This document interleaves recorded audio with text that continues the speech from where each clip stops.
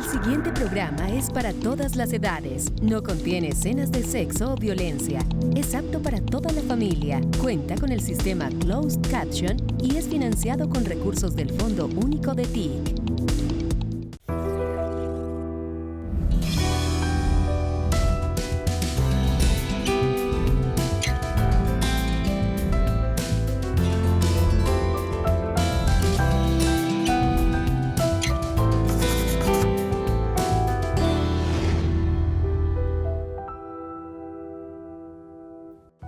Por estos días se está llevando a cabo el Foro Económico Mundial, también llamado Foro de Davos, una organización no gubernamental internacional que se reúne anualmente en Davos, Suiza, y que sobre todo habla precisamente con todos los líderes del mundo acerca de temas económicos y sociales.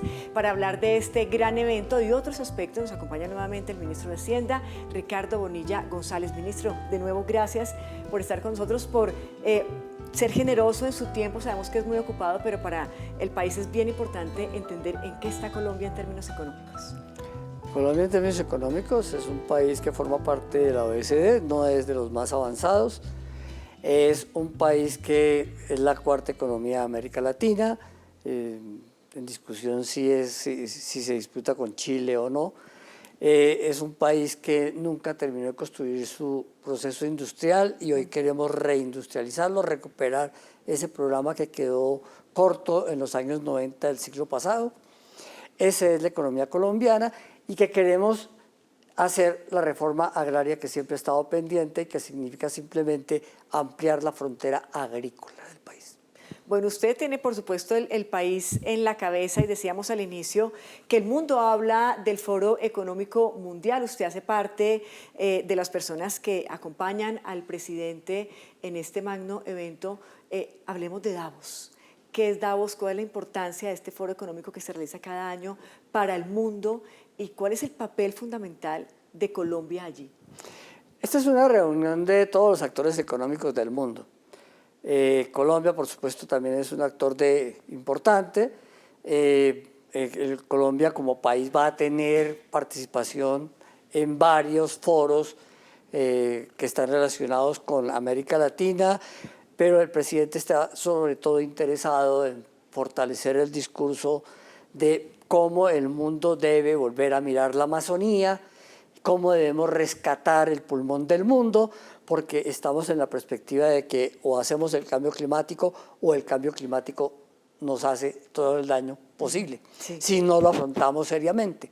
Y en ese sentido, lo que tenemos claro, y el presidente lo tiene claro, es que es absolutamente necesario recuperar el Amazonas, la Amazonía, volver a densificar la selva y garantizar para los habitantes de este territorio tener medios de vida distintos a tumbar la selva. Es que entender que hoy el árbol que es considerado en la selva como madera pase a ser considerado oxígeno. Y hemos escuchado también en varios escenarios hablar al presidente Gustavo Petro de ese cambio de deuda externa, precisamente por lo que usted está hablando. Explíquenos con palabras muy sencillas qué significa eso. Significa que este proceso de recuperar la Amazonía, que es el pulmón del mundo, no puede quedar solo en cabeza de los países amazónicos. Ese es un esfuerzo muy grande, en el que si los países amazónicos dedican todo el esfuerzo, no pueden hacer otras cosas. Entonces, el compromiso que está buscando el presidente es esta recuperación del Amazonas debe ser un objetivo del mundo y debemos encontrar mecanismos para financiarlo, que es lo que quiere decir, es financiar naturaleza por crecimiento económico y deuda. Nosotros podemos crecer perfectamente con una Amazonía densificada, recuperada, más oxígeno y que estemos vendiéndole al mundo otros tipos de productos. ¿Y cómo lee usted de cara a esta propuesta el compromiso de los líderes del mundo? Por ahora ha sido una respuesta muy lenta. Todos miran, bueno, pero ¿cómo es que se pone? Sí queremos contribuir allá, pero la propuesta tiene que ir a algo que tenga mayor impacto. Por ahora los países han firmado distintos acuerdos para controlar el cambio climático y reducir reducir el daño que existe en efecto invernadero, pero cada vez que se mira, las acciones reales son menores a las propuestas. Aunque se ha ido actuando, eso está muy lejos y el daño en la capa de oxígeno va creciendo mucho más, va más acelerado que las acciones que se están efectuando. Entonces, el objetivo es, oiga, tenemos que acelerar las acciones. Sí, se habla también hoy en día en el discurso nacional de emitir bonos verdes a través de Ecopetrol y uno todavía no alcanza a entender de qué se trata eso. No solamente es emitir bonos verdes a través de Ecopetrol, es emitir bonos verdes también a través del Tesoro. Se trata de que cuando uno dice bonos verdes, lo que se está diciendo al mundo es, yo quiero emitir títulos de deuda del Tesoro Nacional, TES, que vayan dirigidos contra una serie de proyectos que estén dirigidos en el terreno ambiental. Por ejemplo, que vayan dirigidos a financiar programas de comunidades energéticas de energías renovables, que vayan dirigidos a proteger las fuentes de agua, que significa entonces que reforestamos varias áreas y ahí es donde está el producto. Eso es lo que se llama bonos verdes, que vamos a reindustrializar el país, pero que lo vamos a hacer no con las tecnologías de la segunda revolución industrial, sino con avances tecnológicos de la cuarta y de la potencial quinta revolución industrial, que significa que estamos utilizando una serie de combustibles menos contaminantes. Si nosotros lo hacemos con la segunda revolución industrial, estamos diciendo industrializamos con carbón y petróleo. Si vamos a la cuarta, quinta revolución industrial, estamos diciendo, oiga, hay mecanismos relacionados con la generación de energías renovables y que ese sea el componente ambiental que existe allí. Entonces vamos a reindustrializar el mundo, no produciendo carros de diésel, sino produciendo carros eléctricos. Ya. Lo devuelvo a Davos porque dentro de digamos que los temas que más preocupan y que van a ser, por supuesto, foco de atención e información en este foro, tiene que ver, uno, con lo que usted está diciendo, el tema de la crisis climática, y dos, la desinformación mundial. Davos habla de la desinformación mundial que se está presentando no solo en Colombia, sino en el mundo a través de diversos canales. ¿Qué opina usted al respecto y cómo esto al final pues termina afectando no solamente la economía, sino la sociedad en general? Lo que realmente sale a la luz es que hoy la información está distorsionada. Entonces, hay mecanismos mediante los cuales se generan informaciones supuestamente ciertas a partir de ciertos procesos de uso de las tecnologías hoy conocidas, y que dejan desinformado al mundo porque le dan el panorama que no es. La gran preocupación con respecto al tema climático es de que a quienes defienden el medio ambiente los atacan como extremistas, cosas por el estilo, y entonces dicen, oiga, es que esos son unos abanderados de unas causas perdidas, cuando lo que hay es que seguir produciendo y seguir produciendo, y lo que se está demostrando es esa información o esa desinformación está ocultando realidades y hoy necesitamos poner la realidad al frente. Se habla también que otra de las finalidades de este foro económico es la reconstrucción de la confianza a nivel global. ¿Cuándo perdimos la confianza a nivel global en términos económicos? Lo que sucede es que nunca ha habido una total confianza con las instituciones financieras del mundo, pero en los últimos años ha habido una serie de repercusiones que han debilitado la confianza, y es que muchos bancos se han quebrado en el pasado, han recibido el salvamento por parte de los gobiernos, pero no se traduce a los sectores populares. Es decir, usted salva a los bancos, pero no salva a los que están endeudados, o sea, a las personas. Los bancos terminan quedándose con una serie de activos que las personas pierden. Entonces, todo va dirigido siempre hacia grupos sobre los cuales se hacen las operaciones de salvamento, y aquí la credibilidad es cómo hacemos para crecer. No puede ser simplemente que crecer consista en seguir concentrando la riqueza en pocas personas en el mundo. ¿Cuál es su objetivo principal, usted como ministro de Hacienda, en este foro y con qué se quiere devolver? El objetivo principal de la participación de Colombia en el foro es seguir enviando estos mensajes y tratar de concertar. Con el Fondo Monetario Internacional se tendrá una reunión, ya se viene hablando con ellos de qué tanto podemos pasar del uso de los derechos especiales de giro que hoy se tienen, a ver hasta dónde eso financia programas ambientalmente sostenibles. Sí. Con el BID se tienen conversaciones también para hacer inversiones en las regiones más atrasadas, las regiones más vulnerables, entonces de cómo podemos construir con ellos escuelas, educación, salud, comunidades energéticas, conexión digital en zonas apartadas, no solamente concentradas en las ciudades. El foro de Davos también pues advirtió que se avecinan años difíciles para los países con alta inflación y con elevado nivel de deuda. ¿Cuál es la situación de Colombia en ese sentido? Porque es que a veces pensamos, no nos salimos de la caja y creemos que el tema es colombiano y el tema es mundial. El tema es mundial. La preocupación efectivamente es que todo el mundo tuvo un rebrote de inflación en el 2022, comienzos del 23, y esa es la que se ha venido corrigiendo, pero hay todavía países con alto nivel de inflación. La gran preocupación que hay en Colombia es que pasáramos, como llegamos a una inflación de 2 dígitos, cuando uno dice 2 dígitos, eso asusta, claro, porque es que 2 dígitos es desde 10 hasta 99. Y cuando hay países con hiperinflación, son países con 3 dígitos. Entonces, la gran preocupación es si uno deja crecer esa inflación de 2 dígitos y pasa del 10 al 20, cualquier cosa de esas. Colombia tuvo una inflación en los años 90 del siglo pasado que llegó a ser hasta el 33%. Esa se logró controlar y logramos bajar al nivel del 3% que se tenía antes de este rebrote. Ahora subimos al 13 algo y ya comenzamos a bajar y esperamos volver a la senda de la meta del 3% en el 2025, pero vamos en una reducción segura. La preocupación nuestra no es que la inflación se rebrote y volvamos a tener un problema mayor de precios.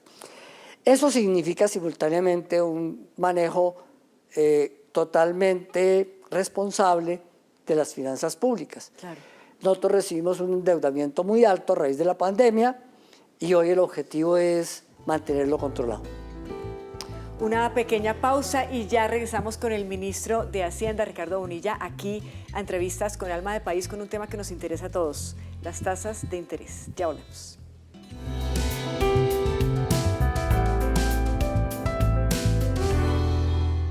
Actualízate ya a TDT, no te quedes sin señal de TV. Actualízate ya a TDT, porque el tiempo se acabó. La televisión analógica ya no servirá, solo con TDT podrás disfrutar tu señal gratuita de TV.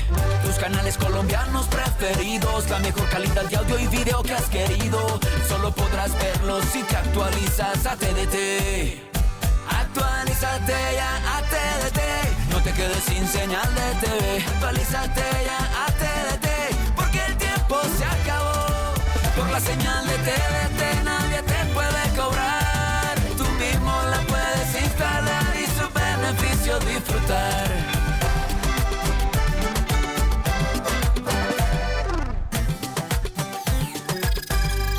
Colombia, potencia de la vida. Logo de la Comisión de Regulación de Comunicaciones.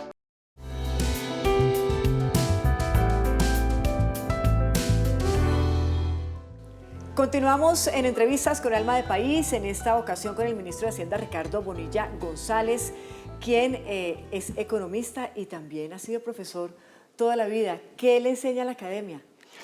La academia tiene una larga expectativa de tratar de interpretar qué pasa en el mundo, pero buscando el qué hacer, identificando situaciones, poniendo los debates en sintonía. El gran cambio con la función pública es que aquí no hay que pensar en el qué hacer, hay que hacer. ¿Extraña la academia? La academia es un buen tiempo, es un buen escenario. Obviamente hay que tener esa combinación. Uno siempre regresa a la academia todo el tiempo. Lo invito de nuevo a que tome sus grandes herramientas como pedagogo y nos explique a todos los colombianos sobre el tema de las tasas de interés. A todos nos interesa, ya sea porque tenemos una tarjeta de crédito, porque tenemos un crédito hipotecario, porque tenemos un crédito de libre inversión con algún banco.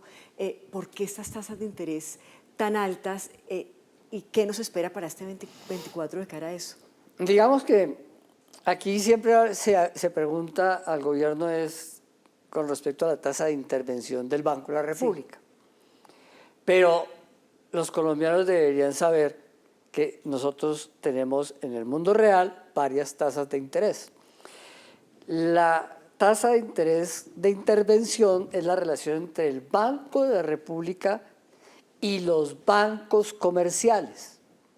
Es decir, cuando entre el Banco de la República y los bancos comerciales se establece alguna relación para tener el cierre de cuentas.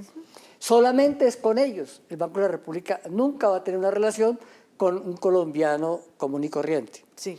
Esa relación la tienen son los bancos comerciales y la tienen de dos maneras. Por un lado, captando ahorros en CDTs o en cuentas de ahorro, en cuentas corrientes, para lo cual paga unas determinadas tasas de interés que se llaman tasas de captación. Sí. Y por el otro lado, colocando créditos, y es lo que se llama la tasa de colocación. La diferencia entre la tasa de captación y la tasa de colocación se llama tasa de intermediación. Esa es la ganancia de los bancos. Ya. Esas son las 4 tasas de las que uno debía hablar. ¿Qué es lo que pasa con la tasa de intervención del Banco de la República? Que es el mensaje al resto. Cuando la tasa de intervención sube, le está diciendo el Banco de la República a los demás, oiga, suban. Es hora de subir porque la economía tiene algunas dificultades. ¿Por qué sube? El Banco Central o el Banco de la República tiende a subir las tasas de interés cuando la inflación se está disparando mucho, cuando hay un problema de recalentamiento en la economía, exceso de demanda. El banco va interpretando momentos y entonces dice, uy, tengo que empezar a subir. El Banco de la República subió la tasa de intervención en 18 meses, entre los años 21 y 22, del 1,75 al 13,25. La última alza la hizo en el año, comienzos del 23. Fue la última alza, llegó hasta 13,25. Ya en mayo se estabilizaron las tasas porque la inflación comenzó a bajar. Hasta cuando subió, la inflación estaba subiendo. Entonces, es un poco la corrección. Y en el último trimestre bajó y entonces 25 puntos. Y entonces el banco lo que le dijo es, oiga, estamos en una situación de recalentamiento de la economía y con problemas de inflación, suban. Y entonces los bancos comerciales también subieron. Y llegamos a tasas de 25 y 40% entre captación y colocación de créditos. Bueno, después de que llegamos a mayo y la inflación empezó a bajar, llevamos 9 meses continuos de descenso en la tasa de inflación, el banco empezó a observar, primero, que se podían estabilizar, se estabilizaban las tasas, y en diciembre se envió por primera vez el mensaje de que podemos empezar a bajar. Sí. Y se bajó a 25 puntos. Es decir, la tasa de intervención quedó en 13. Pero la tasa de intervención está por debajo de las tasas de colocación de los bancos comerciales. Y aquí el mensaje es, el banco lo que le está diciendo a los bancos es hora de empezar a bajar. Porque la economía necesita reactivarse y porque ya no tenemos el fantasma de la inflación disparada, ni tenemos el fantasma de recalentamiento de la economía, a la inversa. El mensaje del recalentamiento enfrió tanto la economía que hoy tenemos un bajísimo crecimiento y tenemos que recuperarlo. Claro. Entonces, hoy el mensaje es al contrario. Hay que bajar tasas para recuperar la economía. Y el sector financiero está empezando a bajar esas tasas porque es que, pues para nadie es un secreto que si las tasas de interés son altas, pues impiden que la gente acceda a créditos, incluso de vivienda, de inversión, etcétera. Los bancos comerciales han enviado algunos mensajes. Inicialmente bajaron algunas tasas de crédito, de tarjetas de crédito, pero eso es a quienes son usuarios de las tarjetas de crédito y que mantienen las tarjetas de crédito copadas.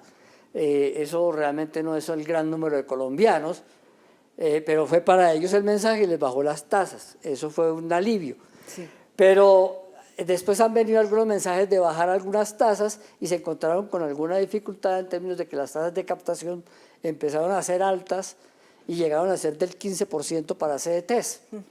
Eso los deja en condiciones de que no pueden bajar la colocación y allí la Superintendencia Financiera intervino para reducir requisitos y con eso se bajó la tasa de captación y en este momento esas tasas pueden ser más bajas, están alrededor ya de 12, tendrán que seguir bajando en el futuro si baja la tasa de intervención y la tasa de colocación también tiene que ir bajando. Entonces, el mensaje de los bancos es, si usted quiere realmente ayudar a reactivar la economía, hay que generar condiciones para hacer cierre financiero. ¿De qué? Cierre financiero de compras de vivienda, cierre financiero de construcción de vías, claro, cierre financiero de programas de inversión industrial. Entonces, todo esto requiere un comportamiento mejor. Hoy los bancos o el sector financiero siempre es el gran ganador de la economía y se trata de que también devuelva eso a los colombianos en términos de crearles condiciones. Ministro, leí hace poco un titular en un periódico de publicación nacional que decía se han disparado los arriendos. No, los arriendos en Colombia están disparados y uno de repente podría relacionar eso con lo que usted está diciendo de cara a que si las tasas de interés, por ejemplo, para comprar vivienda pues son tan altas, la gente no va a tener acceso a la compra de vivienda y por ende tampoco se va ni a reactivar el tema de la construcción en el país y por el contrario van a empezar a subir o suben los arriendos. Los arriendos normalmente se ajustan por el índice de precios al consumidor causado. Sí, pero no me refiero al precio del arriendo, sino a que la gente está arrendando más que comprando. Cuando está arrendando más que comprando porque no logra el cierre financiero o porque le sale más barato hoy pagar el arriendo que pagar una cuota de crédito.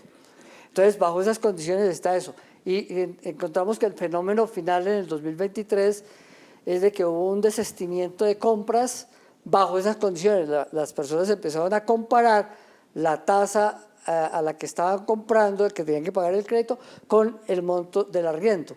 Pero también se genera en el mercado algunas especulaciones con el tema de los arriendos y es que cada vez que un predio es desocupado, el propietario aprovecha para subirle lo que no le ha podido subir antes, porque bajo las condiciones de los contratos de crédito usted no puede subir sino hasta cierto nivel.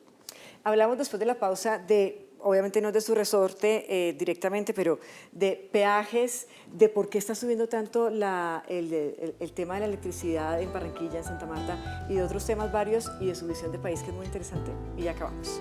Okay. Ya volvemos a entrevistas con Alma de País.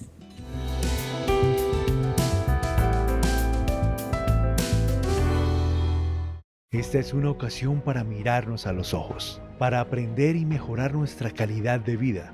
El Grupo Bicentenario y Banca de las Oportunidades presentan Creo, un programa de economía popular, de crédito y educación financiera al alcance de los colombianos de menos ingresos que necesitan una oportunidad para crecer por primera vez. Será una puerta de entrada a nuevas oportunidades financieras con condiciones favorables. Esta es una iniciativa para acercarnos, para aprender y creer. Este es un crédito para conocernos. Creo. Colombia, potencia de la vida.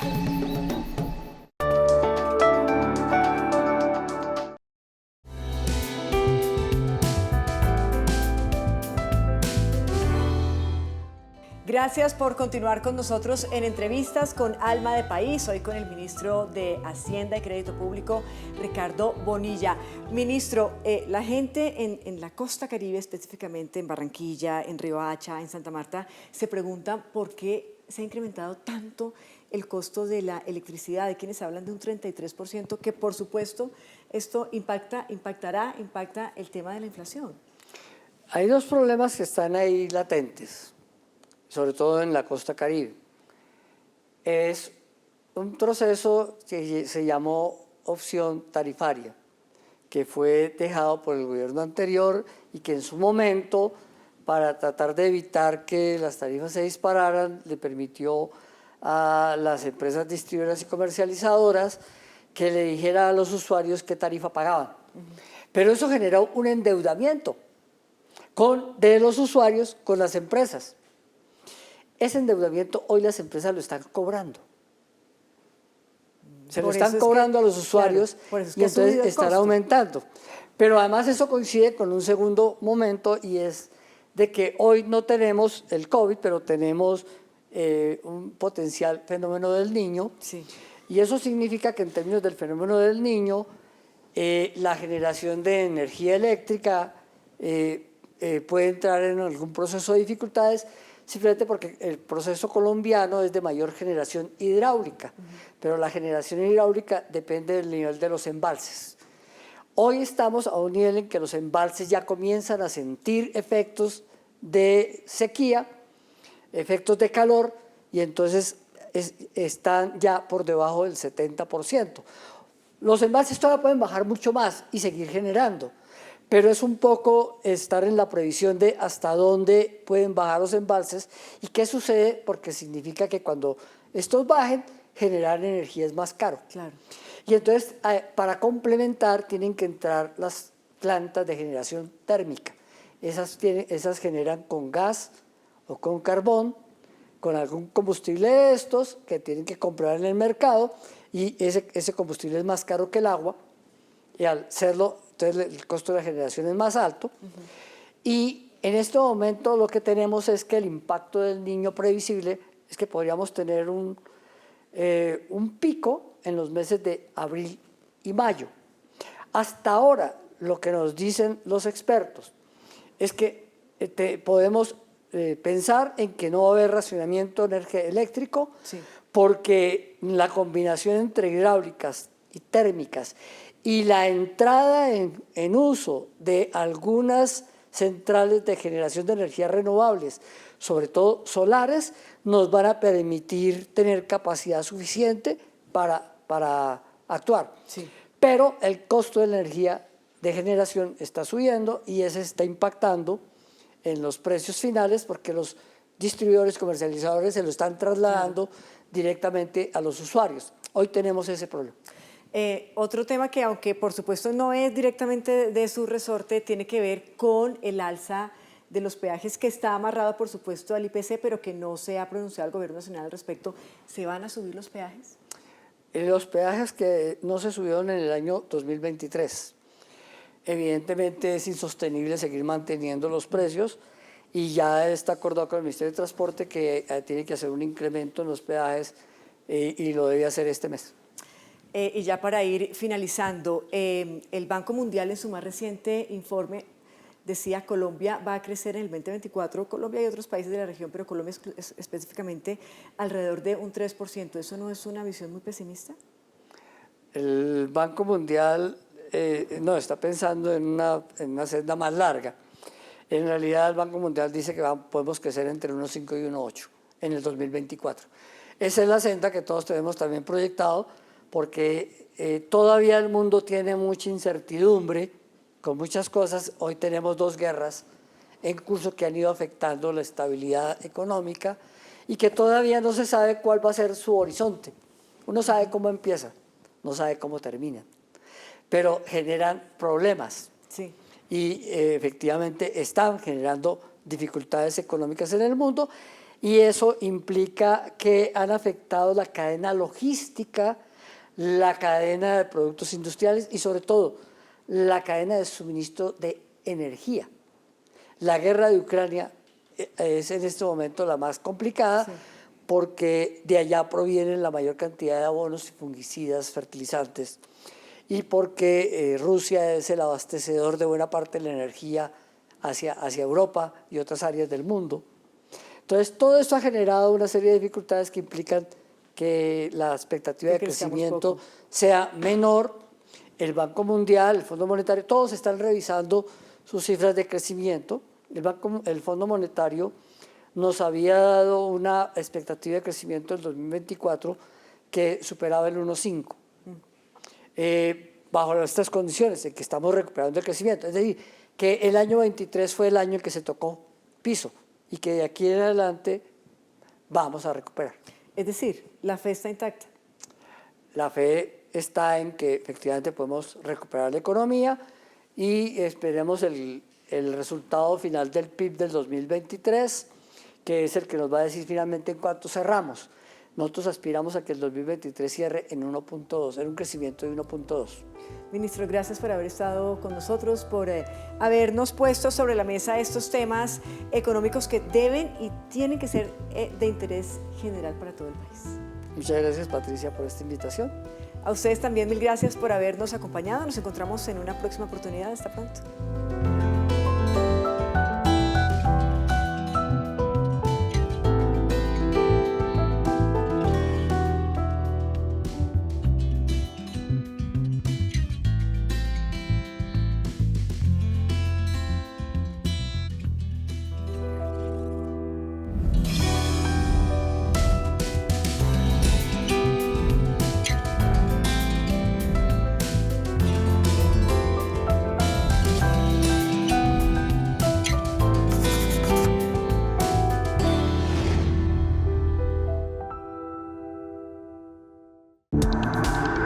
Este contenido fue financiado con recursos del Fondo Único de TIC.